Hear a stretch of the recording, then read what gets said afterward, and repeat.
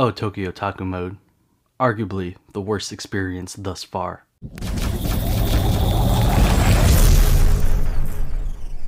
Hey everybody, and welcome back to Droobz Vids and another video. In today's video, we're going to be talking about Tokyo Otaku mode. That's right folks, Tokyo Otaku mode. No idea why I'm doing this, but Tokyo Otaku mode was arguably the worst experience I've had, I think we've had on the live streams thus far buying an anime figure. And I only say that because we were there for 3 hours and we went through every single page of in-stock figures that they had, and it was so hard to find something. I had to settle on a pre-order item.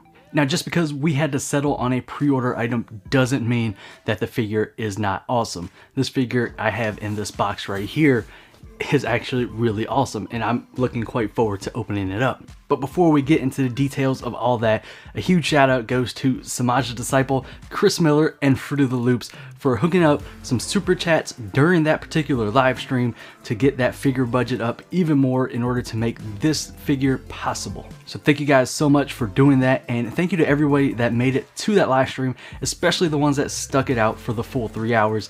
It was I had to take a break during the live stream. Like, it got that frustrating. I don't know. It was just overwhelming, I guess. I'm not sure. It just was slowly beating me down, like just being on that website.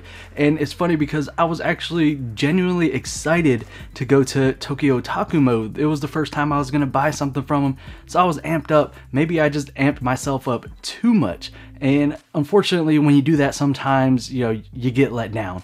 And that's kind of what happened here. However, I do have the package from Tokyo Otaku mode, so there may be a saving grace to all this. Now, as you guys may know, on the live streams, especially these videos that I'm showing you now for the anime figure buying guide of 2020, kind of all revolve around in-stock figures on these websites, mainly because I want to see what kind of figures they have stocking. Like, pre-orders, you know, are fairly easy to come by as far as what website you could just cherry pick where you want to pre-order from, right? You know, you could go down a list and browse these websites and see what price fits your needs the best and go from there. So with that being said, these videos are all about in-stock items.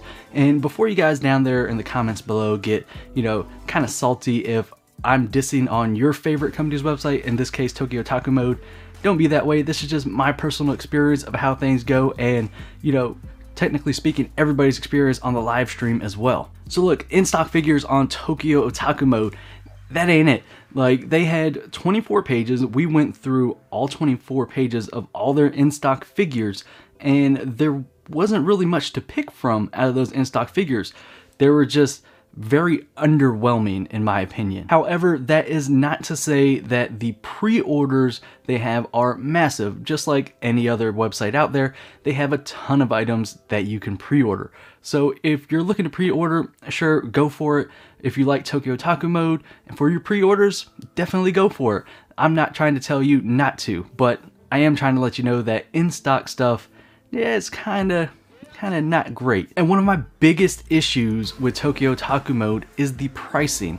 And I think that's one of the things that got me so frustrated during the live stream, is every time you came across a figure that you did like, the price was automatically subject to the Tokyo Otaku mode club price, right? Because there is a paid subscription to the website that you can pay for and you get a discount on the products. And with that being said, I don't think that their prices should default to that, because not everybody has that subscription. Somebody might be on the website, like myself, looking potentially to get that subscription if everything is good. But to me, it was just kind of a real turnoff to see that, like, they're really pushing their premium service there. And, you know, it's just kind of, I don't know, it came across in a negative way for myself, because I would like to see the normal price of the figures before I click on it. So every price that you see on the website is that Tokyo Otaku mode subscription, I forget it, premium service, whatever it may be called. That's the price that you see until you click on the actual figure, bring up the full page, and then you could see the normal price of the figure. And then, you know, right next to it, it'll have they call it the Tom price, right? So that's kind of, you know, one of the big things that really got to me there was the pricing of everything. It just got really confusing at a point, and yeah, I ended up making a pre-order because this live stream happened in August. So this figure was the closest thing I could get to an in-stock item because the pre-order was due in August. So I thought, okay, cool, we'll go with this. No big deal. Everybody liked the figure. I really liked the figure. I wanted to get it. And it's a Kota Bakuya figure.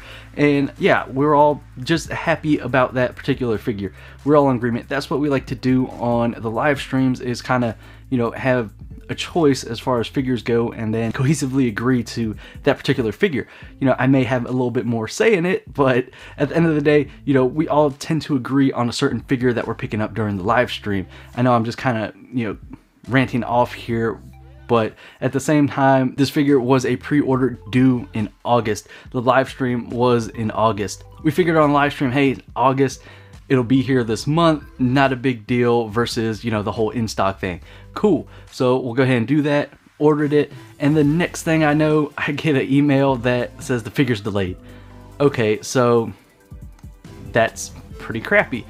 And that was, you know, the next strike for Tokyo Otaku mode for myself. Rewinding just a little bit on the pre-order part, which is another thing that kind of irks me. And to be honest with you, you know, it's well within Tokyo Otaku mode's rights to add this into their policies, and that's fine, but I don't recollect seeing anything about it when you go to pre-order the figure, is that their policy is you cannot cancel a pre-order figure. Like, there's no canceling it at all. If you pre-order a figure, like, you can't cancel it. If you guys remember the Rory Mercury video where I got the Kota Bakuya of her from Koto US with the discount, this same figure was on Koto US with that discount, so I could have got her cheaper from Koto US, but I could not cancel my Tokyo Otaku mode order, the pre-order. So yeah, I was just kind of out back on that one.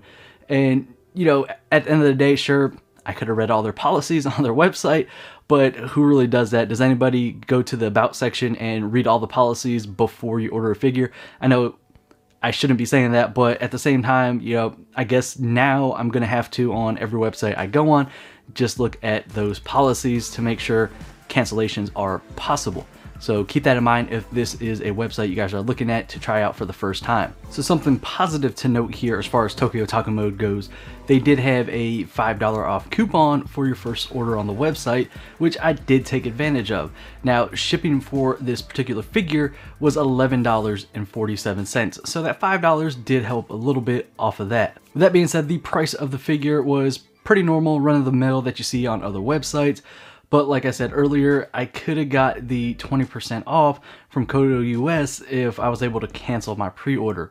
So, you know, I couldn't have foreseen that or anything, and I was okay with the price initially. And I don't want to detract too much away from this figure because, like I said, it is an awesome figure. So I do want to check it out, and let's go ahead and look at how their packaging was and all that good stuff. And hopefully this packaging in here is fine as far as figure goes. You know, kind of just moving it around here, it does feel like there is some sort of bubble wrap or something like that. So let's go ahead and see in here. Okay, so it's not bubble wrap, it is some kind of packing paper in there, and maybe the actual box itself is bubble wrap, but we'll see here.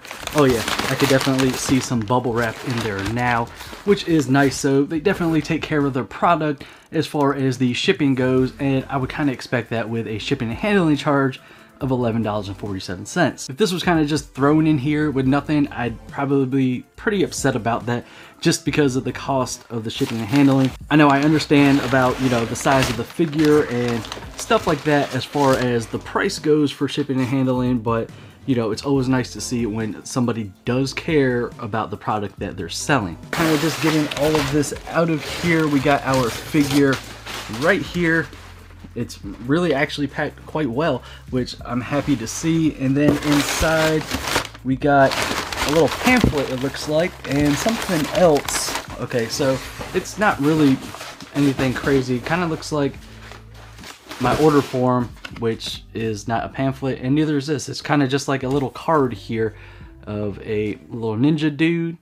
Okay, and it says, "Let's enjoy otaku life" there on the back.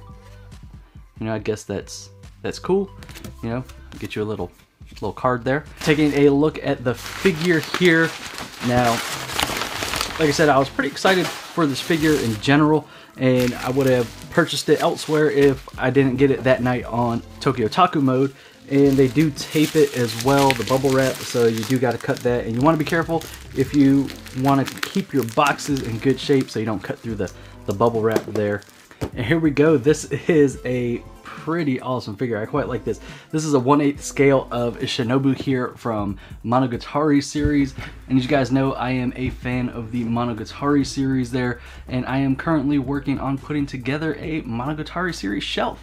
So this will go perfect on it. However, I do have one other Shinobu figure in my collection, which I probably will move that to my computer desk because it's such a joyful figure, much like this one, and it kind of brightens my day when I see it. So yeah, I'll probably put that on my computer desk, but let's go ahead and check out this figure here. Then we do have a little instruction manual here from the box, and it basically just kind of tells you how to put the donut in her hand and swap out her headpiece.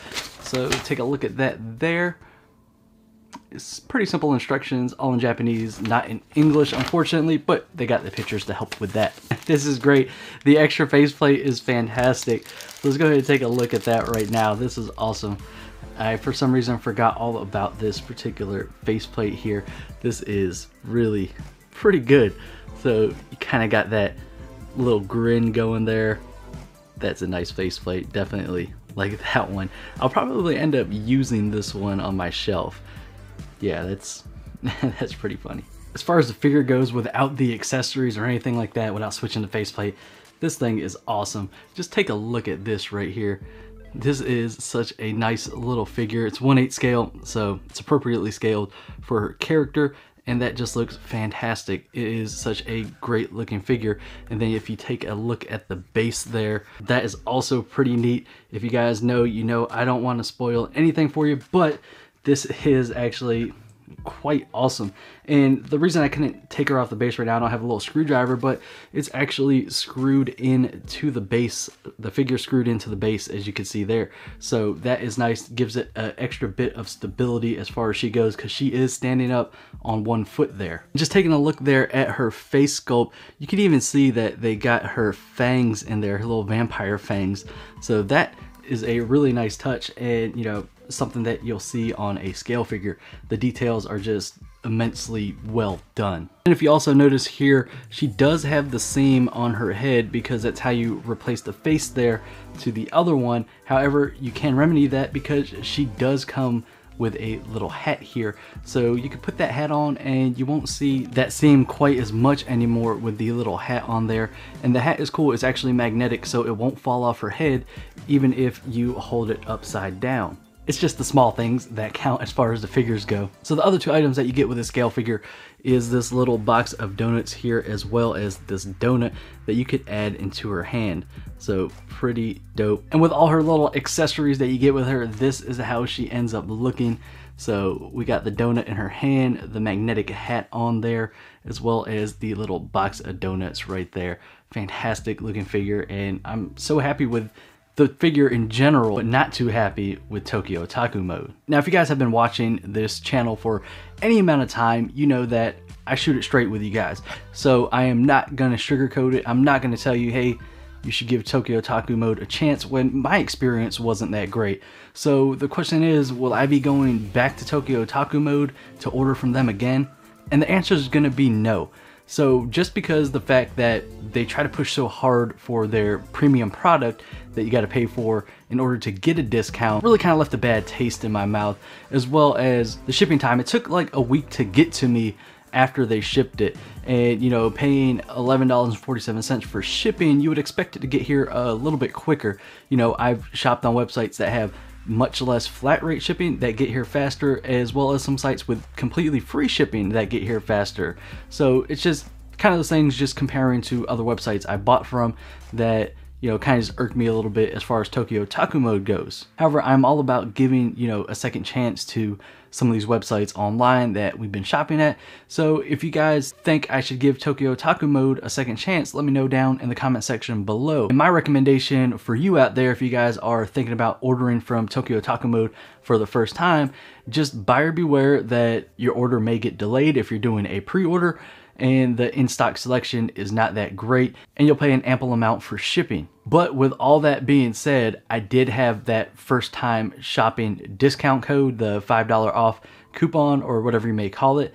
Now, I could see wanting to take advantage of something like that if they had a first time order discount. I think that would be something to definitely take advantage of at least once. You know, you're not leaving any money on the table, especially if it's a figure that you're not too worried about how long it takes to get in. With that being said, if you've shopped on Tokyo Otaku Mode, let me know down in the comments below how your experience was. Yeah guys, that's gonna wrap it up for this video. If you liked it, give it a thumbs up. If you want to see more content, hit that subscribe button, and I'll see you on the next video. Ripping my mask off, it's like quality. My head is spinning now. I got no enemies but myself.